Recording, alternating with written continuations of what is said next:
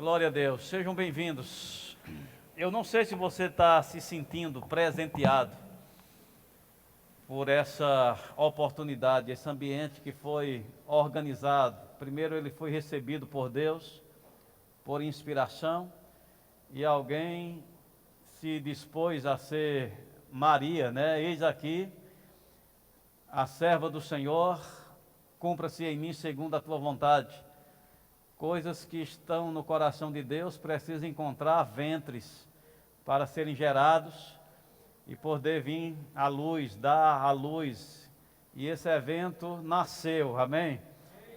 Fruto de uma inspiração, de uma direção, para um propósito, para um objetivo. Então eu me sinto presenteado em ter sido envolvido por Deus para um ambiente como esse. Eu não vou desperdiçar. Deus tem propósito. Precisamos ter cuidado para a gente entender a nossa condição. Deus tem a palavra, tem a unção, tem os meios, né, que Ele utiliza para santificar as nossas vidas, para nos aperfeiçoar, mas ainda o mais responsável por você é você mesmo. Deus não pode fazer no teu lugar, por mais que Ele te ame, quer te salvar, quer te levar à maturidade, mas Ele depende de você. Você precisa se apresentar. Me veio a lembrança daquela expressão da parte de Deus: não considere comum aquilo que Deus santificou. Muitas vezes a gente está tornando comum coisas que Deus santificou. Esse evento, esse motivo, esse tema, eu acredito que Deus separou ele para um objetivo. E se a gente vê apenas como algo comum, como 3 dias de evento que a igreja está realizando e que a gente deve aguentar ou no muito ser fiel para ser participativo, eu te digo, não é tudo o que Deus pensa sobre esse evento, amém? Aleluia, não vamos considerar comum o que Deus santificou. É algo sagrado, é algo maravilhoso, é algo precioso, é algo que precisamos lidar mesmo com essa reverência, com essa gratidão, com essa expectativa, que Deus possa manifestar o que Ele tem em vista, em ter inspirado esse motivo. Eu não sei se você tem necessidade, se você entende que tem necessidade. O centro de cura, ele tem um propósito, né, de ajudar de forma mais direta pessoas que estão sofrendo, passando por um processo de enfermidade. E pessoas que chegam ali, elas chegam nessa esperança: aqui tem algo para me ajudar nessa minha necessidade. Eu não sei se você percebe a necessidade de ser ajudado no quesito santificação. Amém? Esse é o centro de santificação.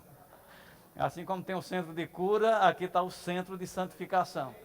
E se você percebe, rapaz, isso é uma área que eu preciso de ajuda. Essa é uma área que eu entendo, eu devo melhorar.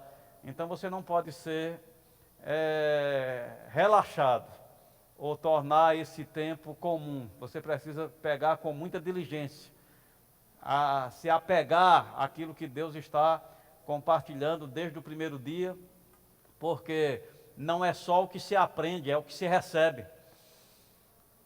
Amém? Quando a gente está reverente à palavra, necessariamente você não tem que entender tudo o que foi compartilhado, mas você pode receber daquilo que foi compartilhado.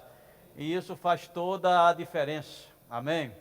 Receber do que foi compartilhado e está sendo compartilhado do Espírito, entrando aqui nessa dimensão aonde nós nos encontramos. Estamos no mundo, mas nós não somos do mundo. Somos assistidos pelo céu. Amém? O céu tem um compromisso, tem uma ligação. A igreja é uma filial do céu aqui na terra. E nós estamos ligados nisso. Você está comigo? Não sei se essa orientação ela é válida para você, se vai te animar, se vai... Esse tipo de evento, amados, não é para correr mesmo, não. Amém? Então, se você vem para um evento como esse pensando, rapaz, vamos correr, vamos gritar, vamos dançar, esse é um evento aqui que reivindica a morte. É meio pesado, né, essa declaração? Mas é bíblico. A Bíblia diz: fazei, pois, morrer a vossa natureza terrena. Então é algo maravilhoso. É algo que possibilita a vida. Eu não sei se você sabe, a Bíblia diz: se um grão, uma semente, ela cair na terra, ela não morrer. Então, morte nem sempre é o fim. Amém? Morte muitas vezes está possibilitando um começo. E é esse o propósito, imerso para os últimos dias. Eu acredito que a gente precisa ser deixado levar para uma condição de aperfeiçoamento, para que a gente possa corresponder essa geração que será ativa nos últimos dias. Se eu não puder entrar como jovem, eu quero entrar pelo menos como Caleb e Josué, amém? Que fazia parte da geração velha, mas tinha uma atitude, um espírito diferente que Deus aproveitou naquele novo tempo. Se faz necessário. Então tem muitos aqui que não vão entrar mais porque é novo, vão entrar por causa do espírito da fé e poder se sujeitar à ideia, o propósito. Tem vindo a mim com uma frequência o texto de Efésios, que diz que o Senhor vai apresentar a si mesmo uma igreja gloriosa, sem mácula, nem ruga, nem coisa semelhante, porém santa e sem defeito. Eu estou com muita expectativa para essa igreja madura, que o Senhor está e tem propósito. Vai se cumprir, porque está escrito. Se vai ser comigo ou com você, não importa, mas esse objetivo aqui vai se cumprir. Uma igreja gloriosa, sem mácula, nem ruga, nem coisa semelhante, porém santa e sem defeito, vai ser a igreja atuante desses últimos dias. E se quisermos fazer parte dela, precisamos usar momentos como esse para os ajustes necessários. Você está comigo? Porque quem faz essa seleção é Deus, e de Deus não se zomba. Lembra lá de Gideão, quando ele disse: é muito, Gideão, o povo que está, são muitas pessoas. E uma seleção levou para 10, mas Deus ainda disse: é muito. E outra seleção levou para 300. Porque Deus vai pesar, não só eu quero, mas que disposição há, que ajuste há, que alinhamento há. E a gente está aqui mesmo para isso. E eu sei, se você acolheu a proposta desse evento, fazendo a sua inscrição, de alguma forma você está inscrito nessa oportunidade, amém? E se você acolher, não tem que ser só 300 não, isso não quer dizer que a maioria tem que ser descartada. Não, Deus pode aproveitar todos. Se proceder bem, é certo que você vai ser aceito. Então estamos diante de uma grande oportunidade. Quero que você abra em Romanos capítulo 12.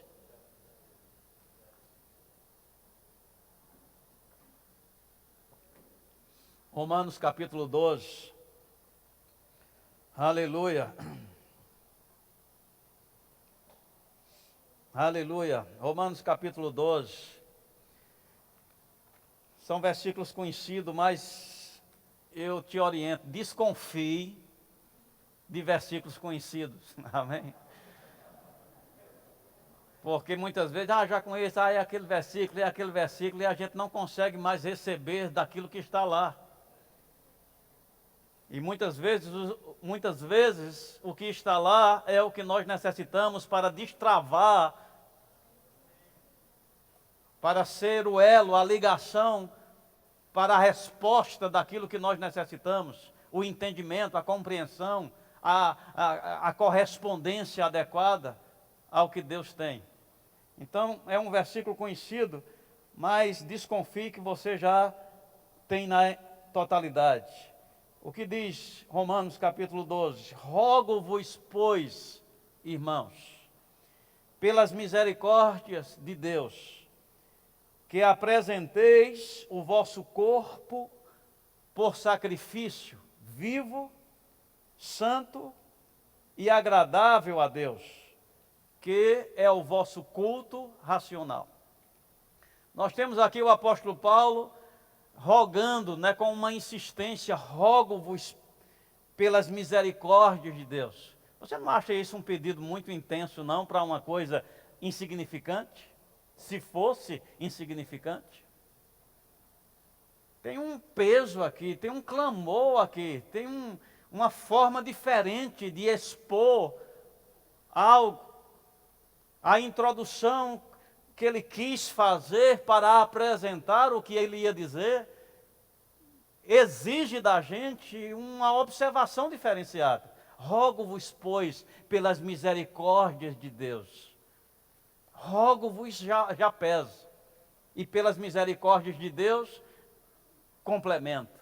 O que ele quer chamar a nossa atenção? Que apresenteis o vosso corpo, por sacrifício vivo, santo e agradável a Deus, que é o vosso culto racional. A continuidade desse texto: não vos conformeis com este mundo, mas seja transformado pela renovação da vossa mente, para que possa experimentar qual seja a plenitude, a perfeição. Você está comigo? Então tem uma instrução aqui, se a gente colocar em prática, corresponder, a gente é levado para uma possibilidade de experimentar coisas. Eu não sei quanto a você, mas eu estou consciente, amados, que Deus é mais do que a gente está considerando. E nós não estamos sendo o que podemos ser. Você concorda com isso? Estamos em concordância? Deus é mais do que a forma que nós consideramos. E nós podemos ser além daquilo que estamos sendo. Mas tem um conformismo. Estamos conformados. Pastor Flávio ontem ministrava. Muitas vezes nos damos por satisfeito de abrir a igreja, conduzir o culto, ter um culto alegre, feliz, e a gente tem por concluído. E entra semana, mês, ano, e a gente vive, e se for olhar, nada a mais acontece. Nada a mais é acrescentado.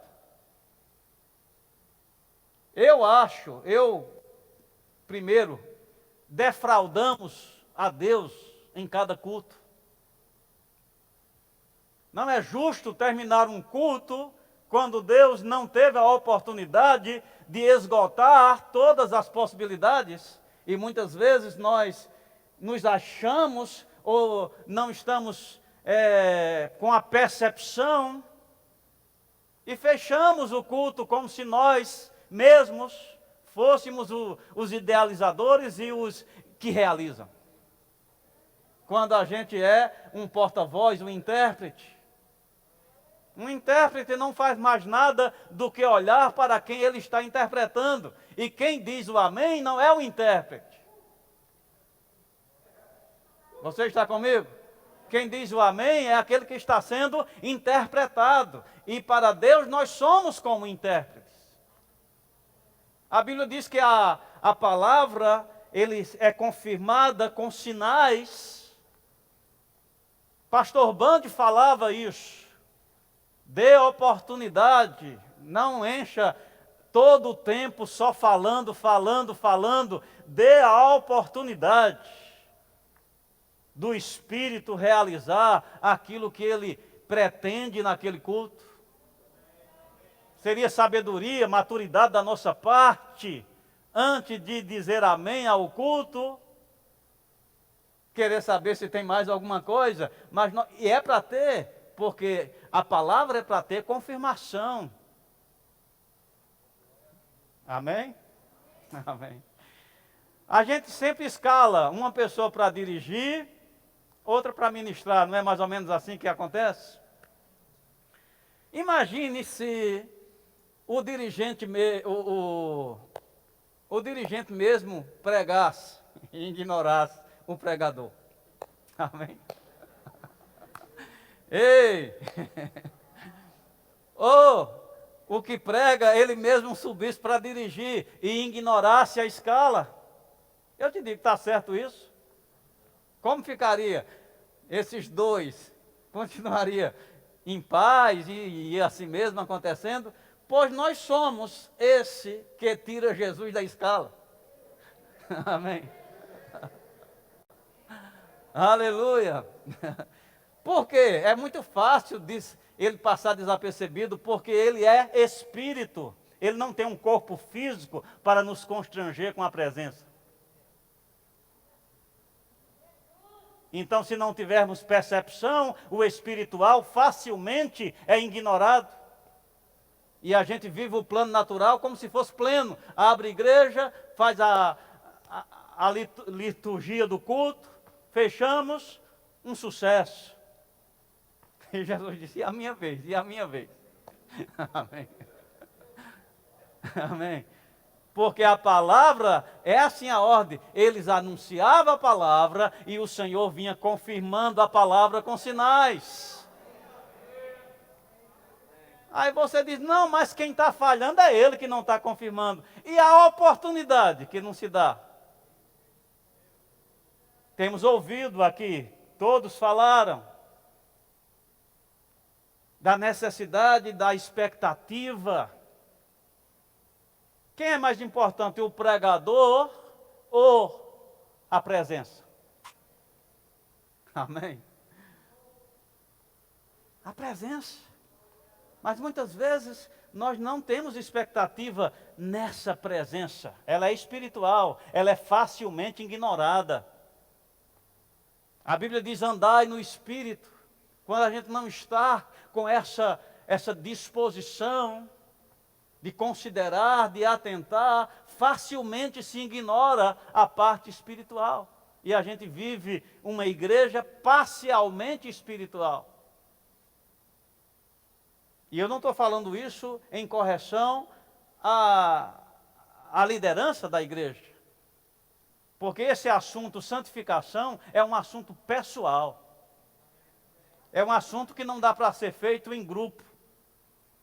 Se você vai trabalhar a tua santificação, esqueça essa questão de tem que ser com.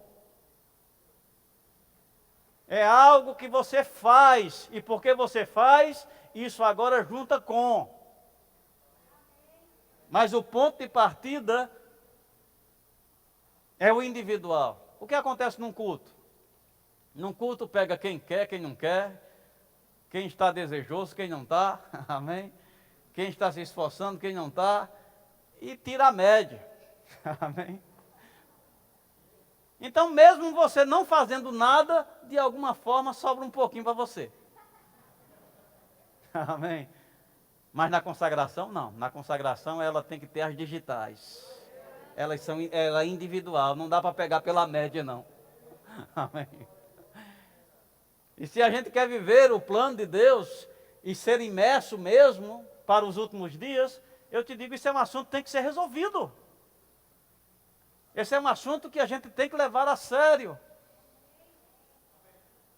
Eu desconfio, amados, na obra de Satanás afetando as nossas vidas. No quesito, né, a Bíblia diz que as armas da nossa luta, elas não são carnais, mas elas são poderosas para destruir fortalezas, anular sofisma e anular altivez. Então há três possibilidades: fortalezas estarem influenciando a nossa crença, como, por exemplo, pessoas impedidas de crer num nível mais adulto, maduro, e fica numa eterna infância, dominado num nível que não passa daquilo, não cresce. Flávio, o pastor, ministrava falando sobre santificação nesse estágio inicial, soltar o comum e abraçar o sagrado. Isso é uma fase inicial. Para quem está começando, tem que começar por essa mesmo. Mas não podemos viver a nossa vida só nessa fase inicial. Eu estava pensando um dia em um culto. Não é justo a gente vir para um culto e durante o culto, em vez de estar cultuando, a gente está lidando com tentação. Amém? Não, já é para a gente estar mais na frente. Num culto é para servir a Deus. Num culto é para estar sensível ao Espírito, não dizendo está amarrado, Satanás. Amém? Porque às vezes a gente está tão na periferia do pecado que a gente vem para os cultos para se lavar um pouquinho do assédio. E em vez de estar se disponibilizando, está apenas resistindo. É bom, mas não é para viver assim. Quando é que a gente vai servir a Deus mesmo? Eu ouvi algo interessante. E me chamou a atenção. Isso não está maduro ainda, mas fecundou em mim um olhar. O escritor falava, eu acho que é o Otmani, ele falava, quando nós pensamos na salvação para a gente pensa em ser livre, né? Nasci de novo, graças a Deus sou livre, graças a Deus eu vou para o céu. E a gente muitas vezes vive essa parcialidade do propósito. Mas não é isso não, o propósito de ser salvo, ser livre e ir para o céu? O que está no coração de Deus, não. Amém. Quando Deus interviu enviando Jesus, não era só para te libertar e te levar para o céu, era para restaurar a posição original. Qual é a posição original? Gênesis, capítulo 1, versículo 26. E disse Deus, façamos o homem, a nossa imagem, a nossa semelhança, tenha ele domínio. Quando em Cristo Deus nos alcançou, é para nos elevar a essa posição da qual caímos. Jesus andou nessa posição. Andou ou não andou? Andou. Tendo autoridade. Não só sendo liberto e ir para o céu, não. Restaurado na posição de filho de Deus. Tendo autoridade, domínio. Jesus tinha domínio das situações. Eu te pergunto, você tem domínio das situações? Não, graças a Deus, Jesus me salvou, eu vou para o céu. Isso é parte da redenção. A outra parte é você se levantar com maturidade, sendo idôneo para ter domínio. A igreja gloriosa, sem mácula nem ruga, é uma igreja que vai ter domínio. É por isso que a obra vai ser feita noutra proporção, com domínio. Amém? Então tem muito trabalho a ser feito, gente. Tem sofisma, argumento falso, que tem mantido a gente como sendo sugado por um parasita espiritual, tirando a nossa força. E a gente vem para a igreja só para recuperar um pouquinho, para não se desviar. Eu te digo, você não foi salvo para viver nesse lenga-lenga. Você está comigo? Sofisma, argumento falso, altivez, são tudo ferramentas de Satanás que ele distribui. E muitas vezes pessoas estão com essa coisa pensando que é uma virtude, pensando que é um dom, pensando que é um talento. Altivez, arrogância, soberba. Você sabia que é possível estar arrogante, estar soberbo espiritualmente, que possibilita você receber. Muitas vezes disfarçado de maturidade. Ah, eu não sou mais novo convertido. Ah, aquela menininha do louvor chegou agora, já está se achando altivez. E pensando que é experiência. Você está comigo? Limitados. Deixado fora do que era para ser. Estão comigo? Satanás tem muitas estratégias. E uma delas é de alguma forma levar você a ficar contra Deus. Seja diretamente pelo pecado, mas no crente ele não consegue isso de cara. Então ele consegue isso com sofisma. Argumento falso. Ou seja, condições pecaminosas disfarçadas de virtude. Abre a tua Bíblia em 1 Crônicas, capítulo 21, versículo 1. Aleluia. 1 Crônicas, capítulo 21, versículo 1.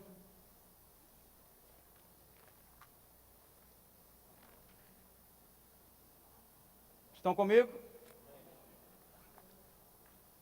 Diz: então Satanás se levantou contra Israel e incitou a Davi levantar o censo de Israel. Amém? O que é levantar o censo? Contar as pessoas. Fazer uma contagem. Eu te digo, é pecado contar pessoas. Precisa Satanás incentivar para isso. Fique comigo. Davi um adorador. Davi um servo de Deus, do qual Deus disse, homem segundo o meu coração.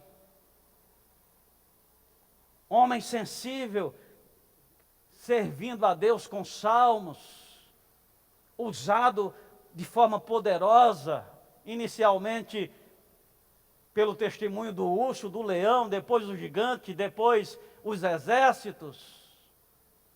E ali estava um homem determinado a agradar a Deus. Satanás chegou, colocando ele contra Deus diretamente, ou incitando ele a fazer algo que ele sabia, nisto Deus não vai ficar agradado. Então uma coisa que parecia normal, contar o povo. E o Joabe, o imediato de Davi, disse, para que tu vai fazer isso, Davi? Era evidente que era vaidade aqui, era altivez. E voltou com a contagem, disse que aquele comandante ficou tão insatisfeito com aquela vaidade de Davi, que 2 tribos ele não contou, ele só fez pela metade. E voltou e disse, olha, tu tem a teu serviço 1 milhão, me parece 200, que estão prontos a puxar a espada por ti. E dessa vaidade, dessa altivez, um grande mal se levantou, como consequência sobre Israel, consequência sobre Davi. Satanás está interessado de te parar, de trazer consequências. E eu vou te dizer, muitos de nós, às vezes, a gente não tem como consequência, a gente tem como problemas da vida mesmo. Eu não sei por que minha vida não avança, é sempre na mesmice. Não é para ser assim. Não é para ser assim. Pode ser que você está sendo incitado a fazer algo que desagrade a Deus. Que Ele não pode acolher o teu culto, a tua consagração e fica parcial. Foi citado aqui por Suane, Abel e Caim. Me veio a vontade de fazer essa pergunta. Você é Caim? Amém? Pensa um pouquinho. Pensa um pouquinho. Há uma possibilidade. Você é Caim no corpo de Cristo? Amém? Será se tu é Caim? Meu Deus, é para te chocar mesmo. E se tu for Caim? Amém? Agora eu vou te dizer, o que é Caim aqui? A Bíblia diz que caindo um fruto da terra trouxe ao Senhor. Eu li sobre apresentar o corpo em sacrifício vivo, santo e agradável a Deus. O que é o culto de Caim? Um culto que não exige sacrifício. Um culto que não exige esforço. Um culto só presencial. Levante a mão. Não, eu vou levantar nada.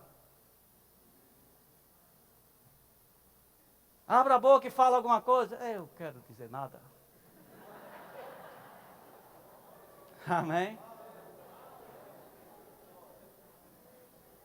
Se tudo é essa, aí, você ou não. Não procedeu bem. Não tornou comum o que Deus santificou. E tem problema nisso? Não, termina o culto, vai todo mundo para casa. E todo mundo disse que estava no culto e todo mundo disse que foi uma bênção.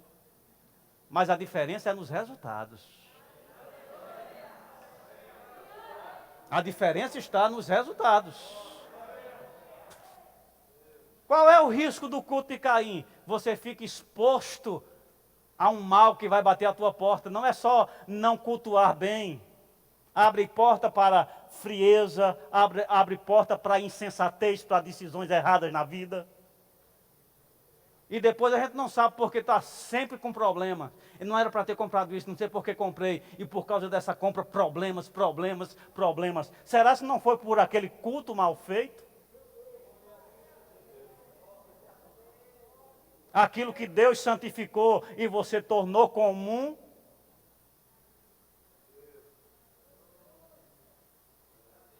Se é Caim, é ir para casa. Se tiver cuidado de se guardar do mal, o mal vai bater a porta. Cumpre a você dominar. Mas você vai ficar dominando o tempo todo?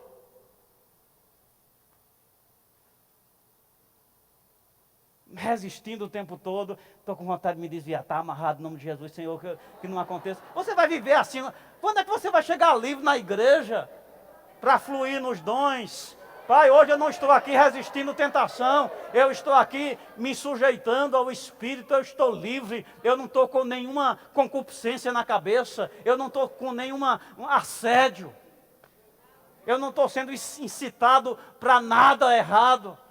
Quando é que nós vamos chegar na igreja com essa plataforma de alguém adulto que pode servir a Deus?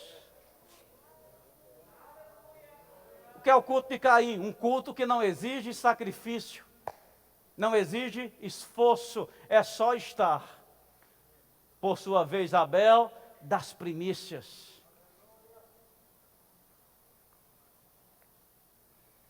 Eu não estou esperando você correr mesmo, amém? Abre lá, em João capítulo 21.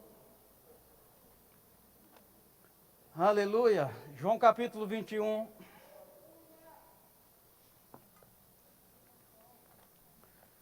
Aleluia. João capítulo 21.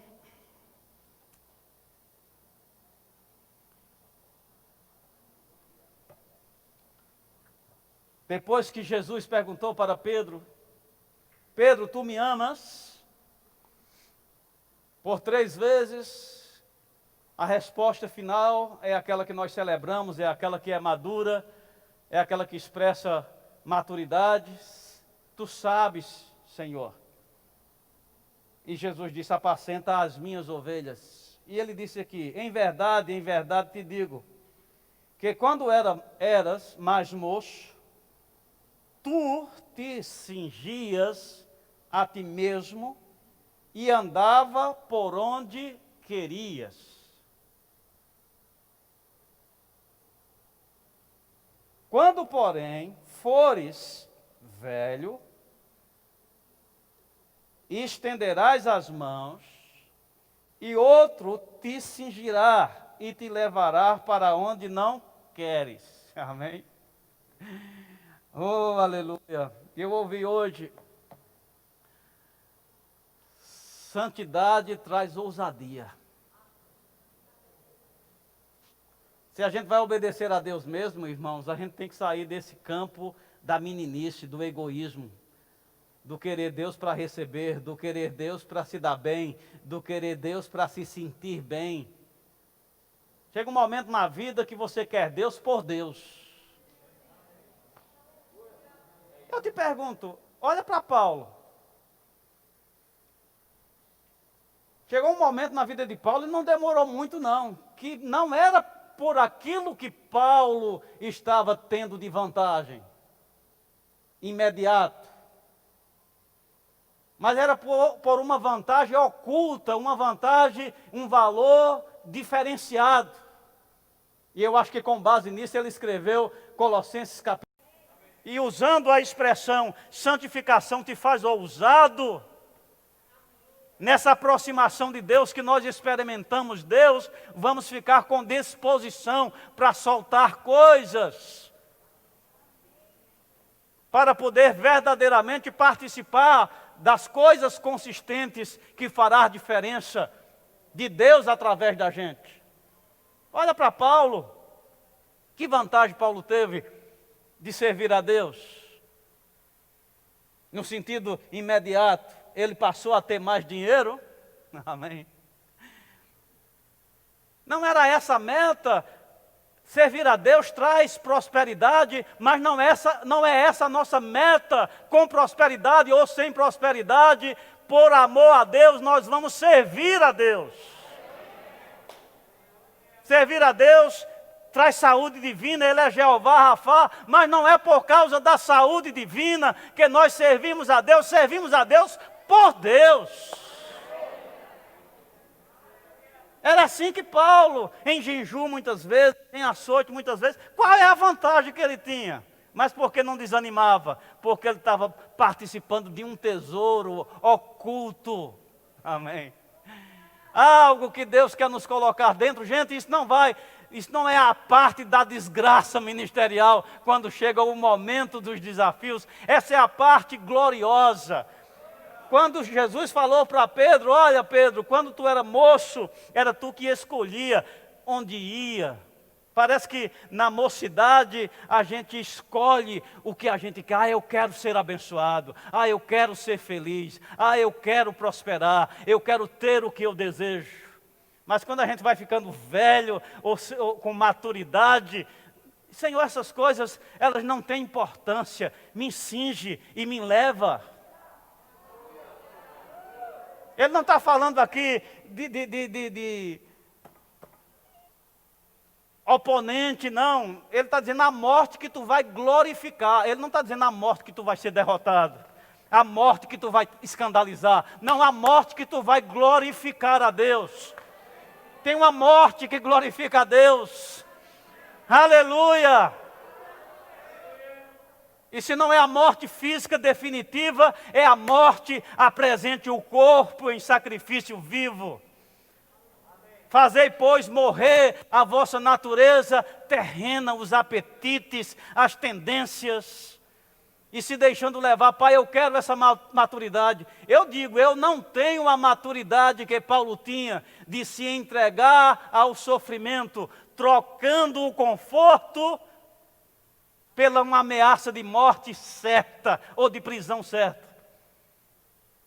Já sabia, quando estava no caminho, teve um encontro, e o profeta Ágabo pegou o cinto, se amarrou, e disse, assim vai acontecer com o dono desse cinto. Isso é prosperidade. Amém. Paulo disse, me dá meu cinto, eu já sei disso. Me dá meu cinto, eu já sei disso. Eu estou pronto a ir para Roma, mesmo que me aguarde cadeias e prisões, mas eu vou por causa dessa incumbência. O meu Senhor quer que eu vá, eu vou.